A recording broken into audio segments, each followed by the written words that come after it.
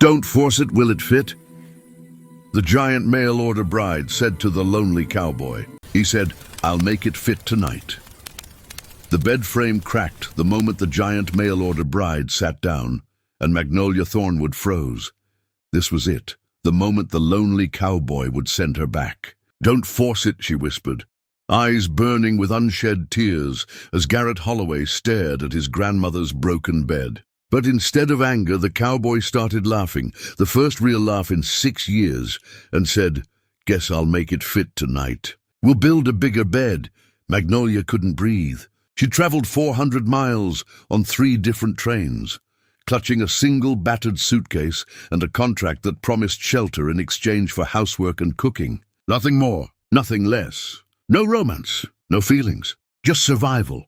And now, within 30 minutes of arriving at this remote Wyoming ranch, she'd already destroyed his furniture.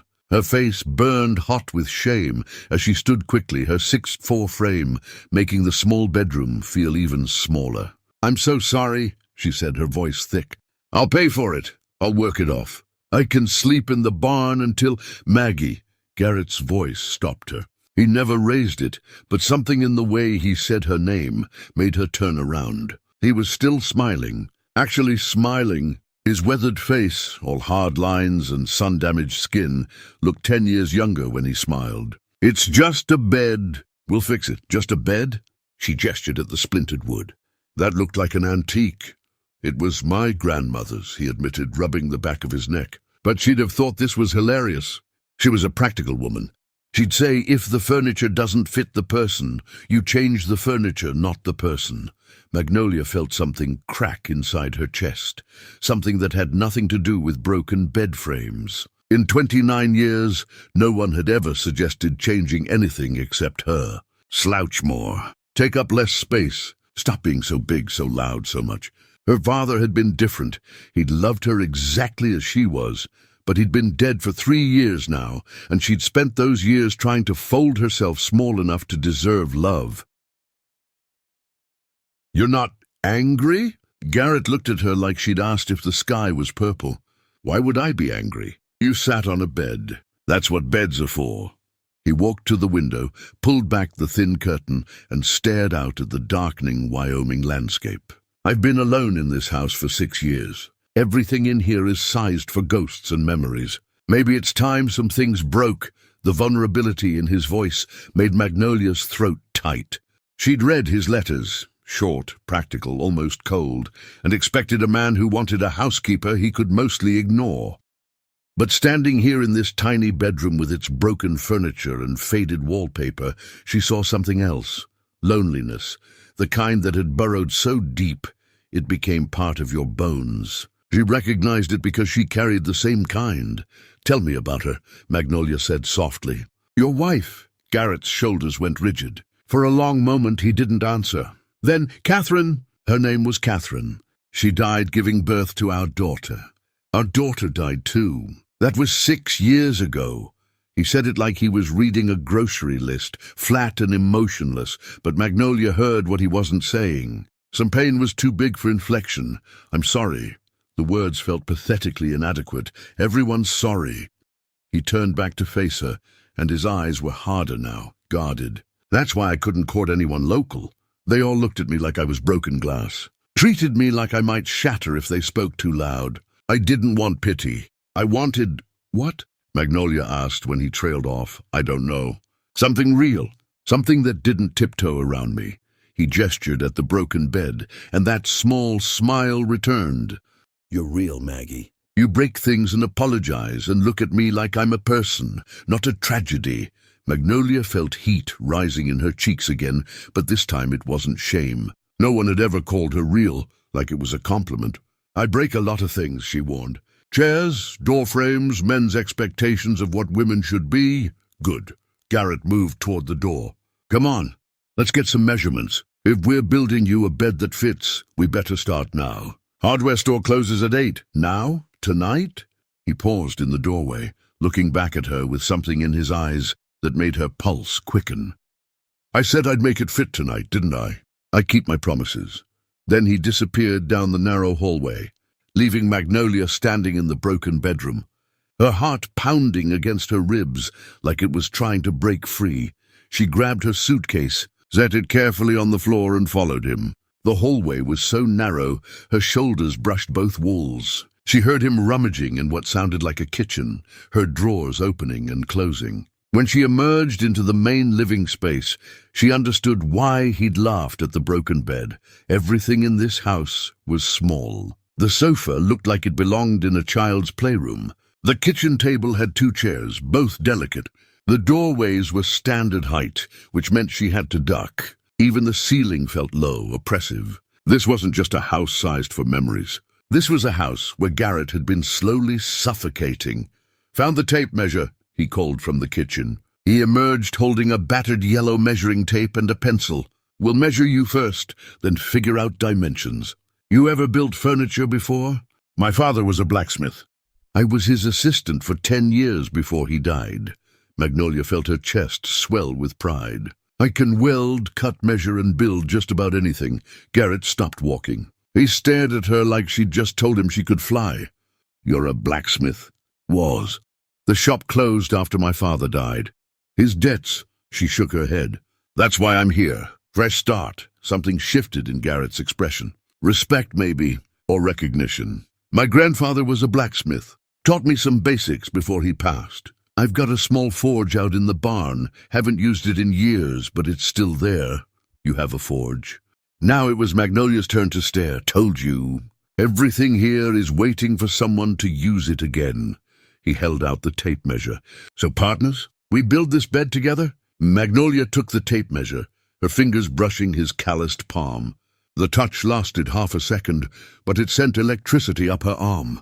"Partners," she agreed. And for the first time in 3 years, since her father died and the world became cold and cruel, Magnolia Thornwood felt something dangerous blooming in her chest. Hope.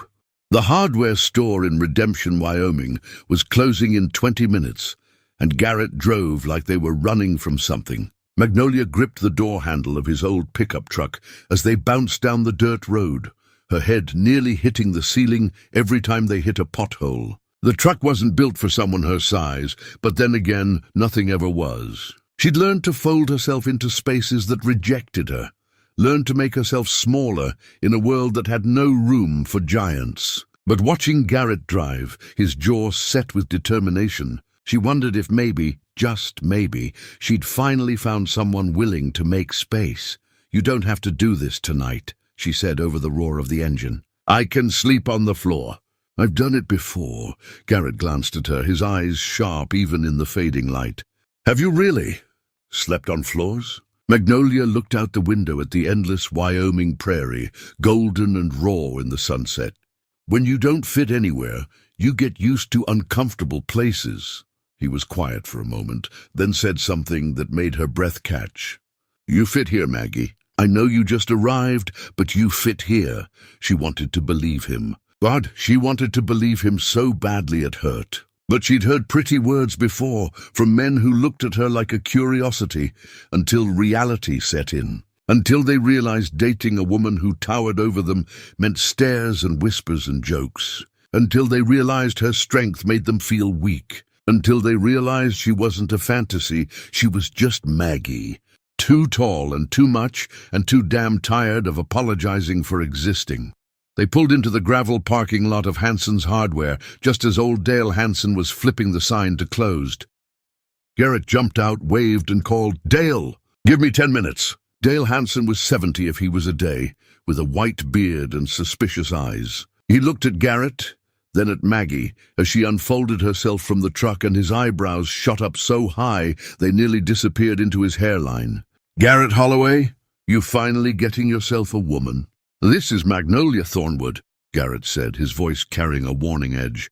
"My wife. She just arrived." Wife, the word hung in the air like a bell that had been rung. Magnolia's stomach flipped. Technically, they were married. The contract she'd signed made it legal, even if it wasn't real. But hearing him claim her in front of someone else, hearing him say it with that protective tone, made something warm unfurl in her belly. Dale's eyes went wide.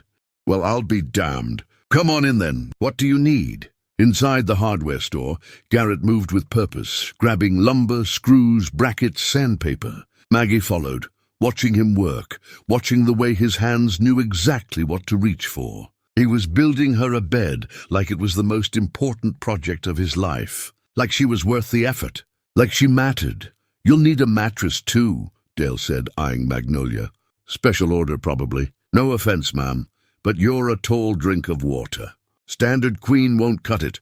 California king, Garrett said without hesitation. I'll order it tomorrow, get it rushed. Tonight we're building the frame. Tonight. Dale laughed. Son, it's almost 8 o'clock. Tonight, Garrett repeated. And there was something in his voice that made even old Dale Hanson shut up and start loading lumber.